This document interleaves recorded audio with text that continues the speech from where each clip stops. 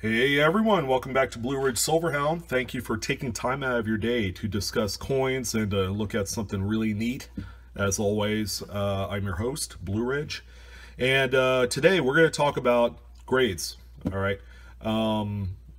I've had a few comments out there. You know, what's the best grade to purchase, where you get like the best of both worlds. You get something with, some beauty, and something that's a little bit older, classical, without breaking the bank. Okay, that could be a little bit tough, especially for some of those more popular series going right now. Walking Liberty halves, bust half dollars, seated Liberty coinage is especially hot today. And some of the earlier federal pieces, high-grade Lincoln cents, Indian head cents, and various early coppers are extremely tough to buy today for any reasonable amount of money in a nice grade. Okay, so Standing Liberty Quarters is probably one of my favorite series in US coinage. Okay, and the reason being that you have your choice of any type of grade, and it's not going to hurt your bank account as much as you think. I love the originality and looks of a coin that is VG, fine, VF, very fine.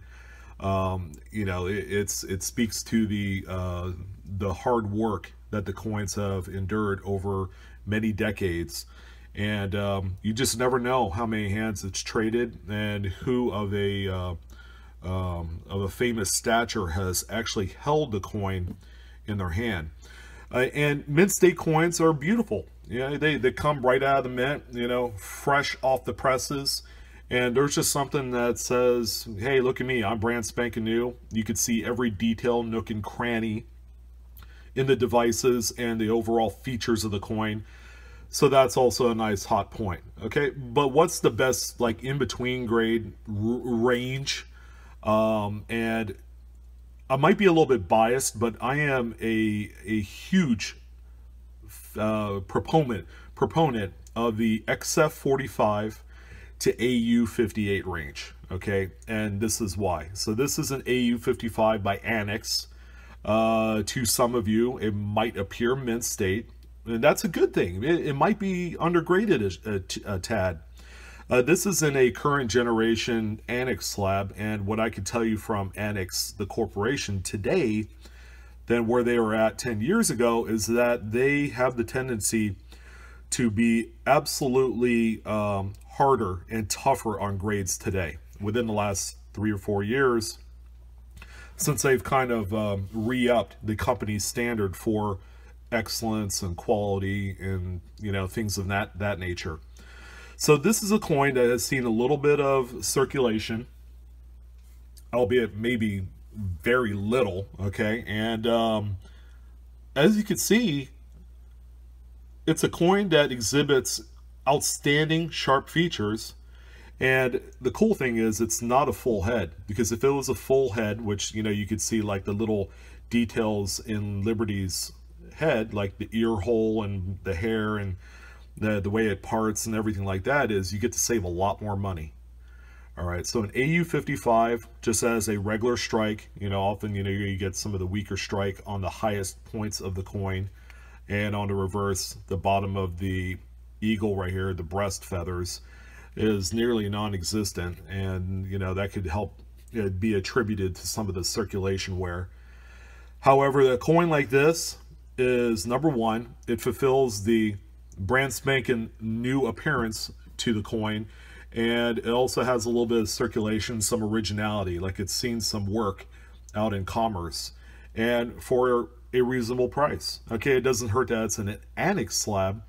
I think a commensurate alternative grade to, say, a PCGS or NGC with an AU55 will have doubled the price of this coin. But what if I told you I purchased this for about $55? Okay, it's a 28S, so it's a branch mint coin. Okay, the mint mark is right above the date and to the left there, next to Lady Liberty's foot. But this is an example of one of those coins that's right in the sweet spot of my grade area. And the price, if it was a mint state 61, this coin would be about 150 bucks. And you know, as I go through my later years in collecting coins, I'm focusing more on the highest typical grade that you would get for the money. If I walked into a coin store with 50 bucks, would it make sense to buy a lot of cheap coins, or should I buy one really good coin for the money? And in terms of building my overall portfolio of coins in general, whether they're raw or graded, it's important to the future of my kids, okay, because they're gonna end up with these things sooner or later. But that covers, you know, the acceptable type of grade that fulfills both a little bit of circulation wear, problem-free, and has the looks of a brilliant uncirculated coin. And it doesn't hurt that it is a absolute phenomenal series in Standing Liberty, the quarter series. This is simply amazing. It's hot. I love it.